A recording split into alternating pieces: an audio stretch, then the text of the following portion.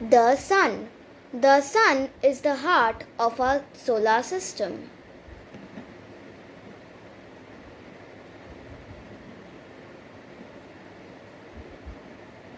Scientists think it will burn for at least 5 billion more years before it runs out of hydrogen. The Sun is vital to human life. Without it, Earth would be cold and dark. The Sun is the star at the center of the solar system. It is nearly a perfect sphere of hot plasma heated to incandescence by nuclear fusion reactions in its core, radiating the energy mainly as visible light, ultraviolet light, and infrared radiation. It is 149.6 million kilometers away from Earth. Our Sun is 4,603 billion years old.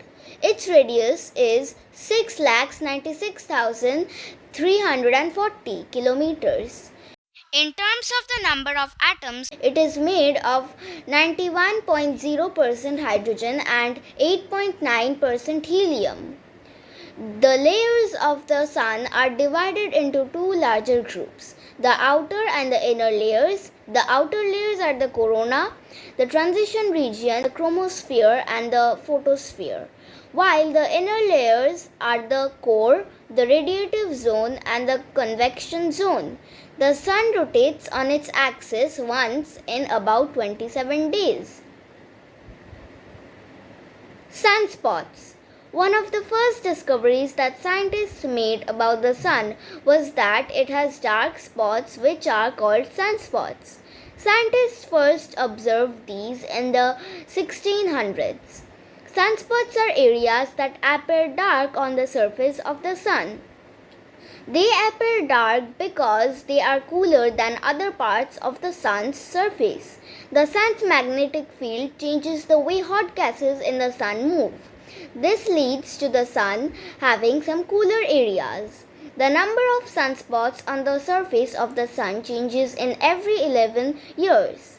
Sunspots are only 25% as bright as the rest of the Sun. However, even when there are spots on the Sun, it is still bright enough to damage your eyes permanently if you look directly at it. But we are 150 million kilometers away.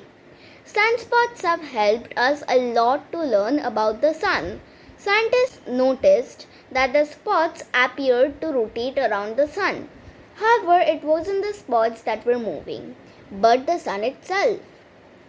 This told the scientists that the Sun rotates on its axis. The Sun completes a full rotation every 27 days. Each individual sunspot has times of growth and decline. At the beginning they are small, then they get larger and then shrinks to nothing. A sunspot can last anywhere from a few hours to several months. More than half of all sunspots last for 48 hours or less. Solar eclipses. A solar eclipse occurs when a portion of the earth is engulfed in a shadow cast by the moon, which fully or partially blocks sunlight. This occurs when the Sun, Moon, and Earth are aligned. Such alignment coincides with a new moon, indicating the moon is closest to the ecliptic plane. There are several types of solar eclipses. When the moon is closer to Earth, it looks larger. If an eclipse happens at this situation, the moon can block out the whole Sun.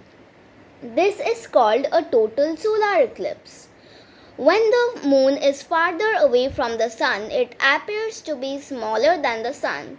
This type of solar eclipse is called an annular eclipse. A third type of solar eclipse is called a partial eclipse. A partial eclipse happens when the moon only blocks a part of the Sun. Solar wind. The Sun releases a constant stream of particles such as protons, electrons, and alpha particles with kinetic energy. This stream of particles is known as the solar wind. This isn't a wind we experience on Earth. The solar wind is caused by the intense heat of the Sun. The solar wind is released from the upper atmosphere of the Sun called the corona. As the solar wind blows through our solar system, some of its particles hit the earth. The particles get caught in the magnetic field that wraps around our planet. This magnetic field connects to Earth in two different places, the North Pole and the South Pole.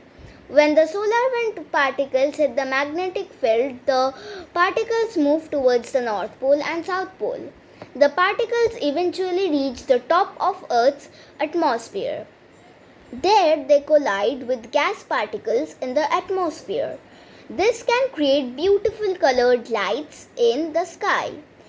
Near the North Pole, we call these lights the aurora borealis or northern lights. Near the South Pole, they are called aurora australis or southern lights. The magnetic field protects the earth from solar winds.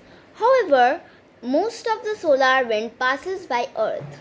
It stops at a distance about 90 times as far as the distance between the sun and the earth.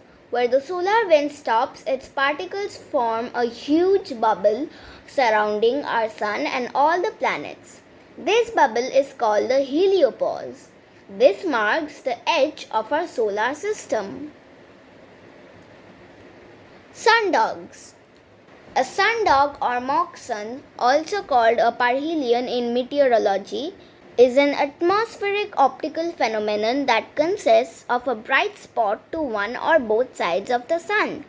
Two sundogs often flank the sun within a 22-degree halo. High in the atmosphere, where it's very cold, water in the air can form ice crystals. These ice crystals are always shaped like hexagons.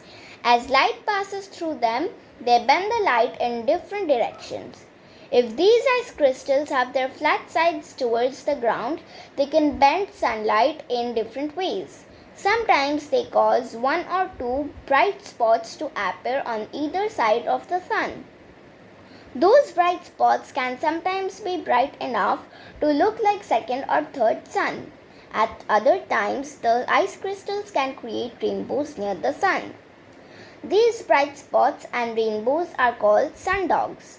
No one is sure where the term sundog comes from. The scientific name for a sundog is parhelion. This word comes from the ancient Greek word meaning beside the sun. Thank you. Subscribe and hit the bell icon. Don't forget to share this video.